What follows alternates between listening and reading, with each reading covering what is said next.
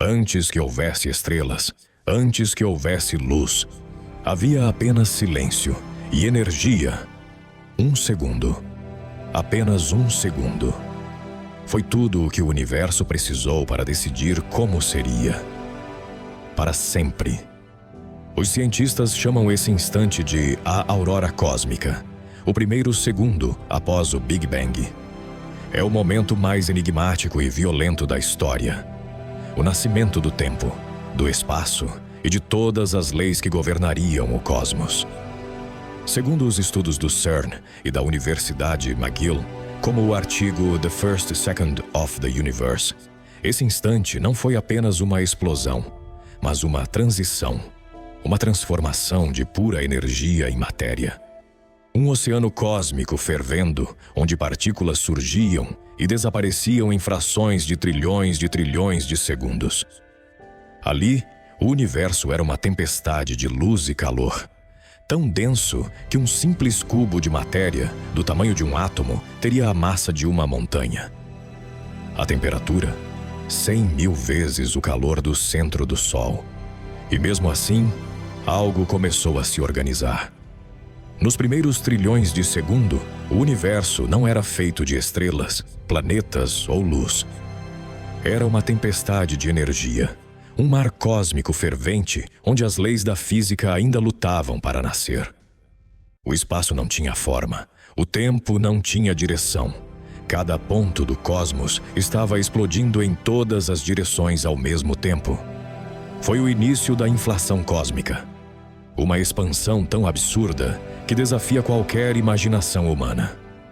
Como descreve Robert Brandenberger em Principles, Progress and Problems in Inflationary Cosmology, algo minúsculo, menor que um átomo, cresceu até o tamanho de bilhões de galáxias em menos de um piscar de olhos. Em cerca de 10 elevado a menos 36 segundos, o universo aumentou mais de 10 elevado a 50 vezes. É como se uma célula microscópica se expandisse até o tamanho do sistema solar, instantaneamente. Mas por quê? O que fez essa inflação começar e o que a fez parar? Os físicos acreditam que uma partícula misteriosa chamada inflaton pode ter sido a chave. Ela teria liberado uma quantidade colossal de energia, impulsionando o espaço a se esticar a velocidades inimagináveis. Mas o problema é, nunca encontramos o inflaton.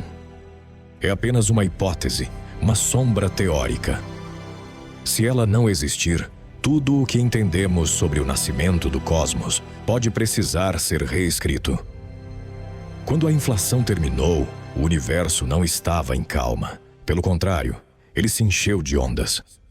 Flutuações quânticas minúsculas, imperceptíveis, mas que mais tarde se transformariam em tudo o que conhecemos. Galáxias, estrelas, planetas e nós. Essas pequenas imperfeições são o motivo de o universo não ser perfeitamente uniforme. E, ironicamente, foi o caos que criou a estrutura. Enquanto o espaço continuava a se expandir, outra transformação estava em andamento: a separação das forças fundamentais. Nos primeiros instantes, todas as forças da natureza, gravidade, força nuclear, força fraca e eletromagnetismo, eram uma só. Mas à medida que o universo esfriava, elas começaram a se dividir. Foi o nascimento das leis da física. O estudo The First Second of the Universe, do CERN, descreve esse processo como uma série de transições cósmicas, parecidas com a água congelando em gelo, só que em escala universal. Primeiro a gravidade se destacou. Depois veio a transição eletrofraca, quando o universo decidiu como as partículas iriam interagir. Foi nesse momento que os quarks, os blocos fundamentais da matéria, começaram a se unir, formando os primeiros prótons e nêutrons. Mas havia um problema ainda maior. Para cada partícula de matéria criada, nascia também uma partícula de antimatéria. E quando matéria e antimatéria se encontram, elas se destroem, deixando apenas energia. Em teoria, elas deveriam ter se aniquilado completamente, e o universo teria desaparecido em pura radiação. Mas isso não aconteceu. Por algum motivo, a matéria venceu.